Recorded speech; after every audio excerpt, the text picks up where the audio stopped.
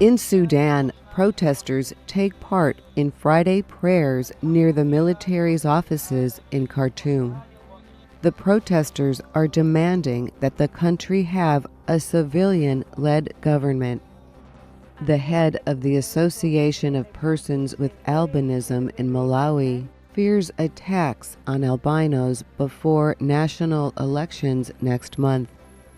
United States officials are blaming a group from Eastern Europe for attacking the computers of thousands of businesses and other organizations.